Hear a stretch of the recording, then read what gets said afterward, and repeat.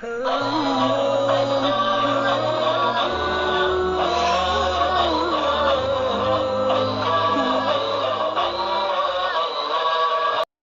اللہ الرحمن الرحیم الحمد للہ رب العالمین والعاقبۃ للمتقین والصلاة والسلام علی سید الانبیاء والمرسلین محمد وآلہ واصحابہ اجمعین اما بعد۔ معزز سامعین کرام، پچھلے 3 قسطوں سے ازواج مطہرات کا تذکرہ چل رہا ہے۔ اب تک 5 ازواج کا تذکرہ مکمل ہو چکا۔ اب 6 نمبر پر اللہ کے نبی جناب محمد عربی صلی اللہ علیہ وسلم نے جن سے نکاح کیا وہ حضرت سلمہ رضی اللہ تعالی عنہ ہیں۔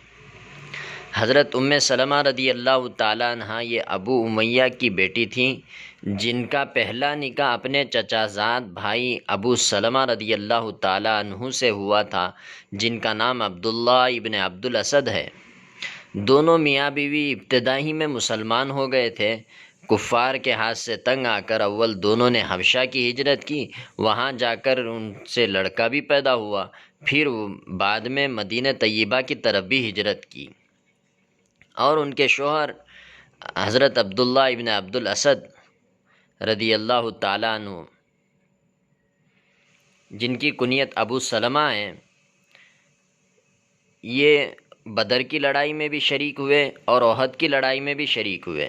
احد کی لڑائی میں ان کے زخم آ گیا، جس کی وجہ سے ان کی وفات صفر سن 4 ہجری میں ہوئی۔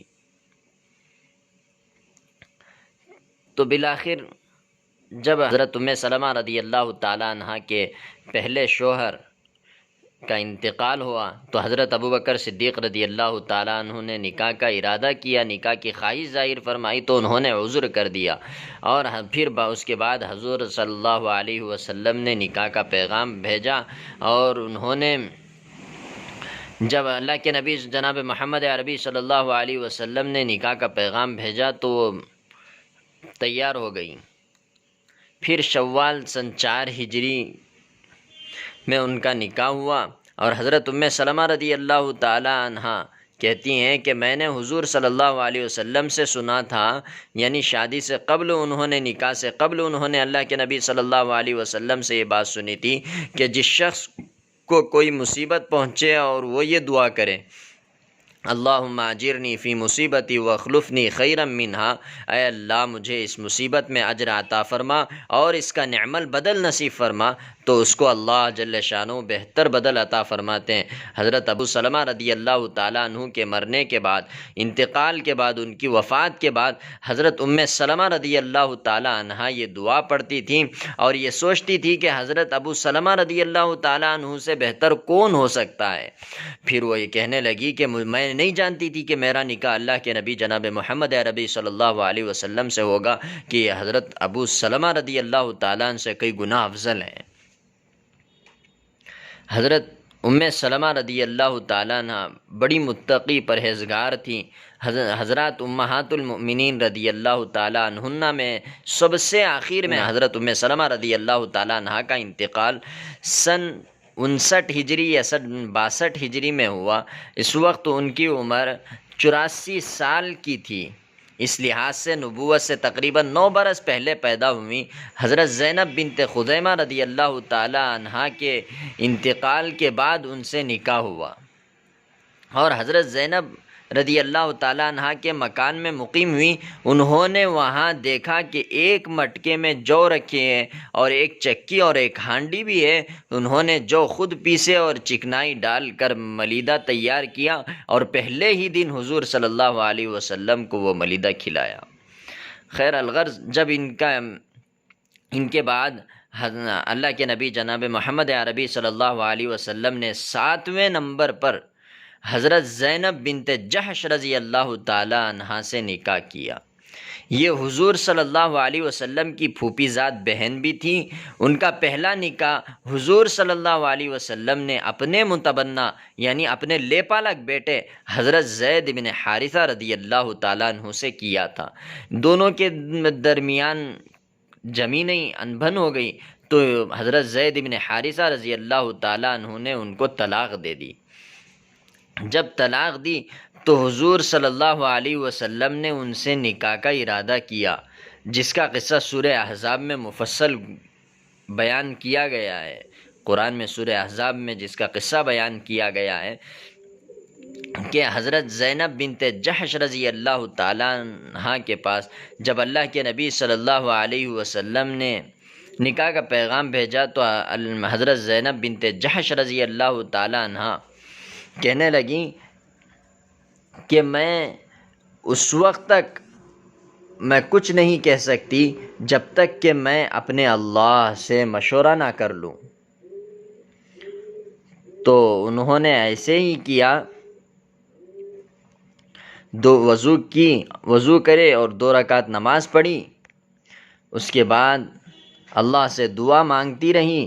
یہاں تو اللہ کے نبی صلی اللہ علیہ وسلم کے پاس حضرت جبرائیل امین علیہ السلام آیت لے کر اتر گئے، فلما قضا زید منہا وطرا زوجناکہا، کہ یہ آیت نازل ہوئی کہ اللہ تبارک و تعالیٰ نے اللہ کے نبی جناب محمد عربی صلی اللہ علیہ وسلم سے آپ کا نکاح کر دیا ہے۔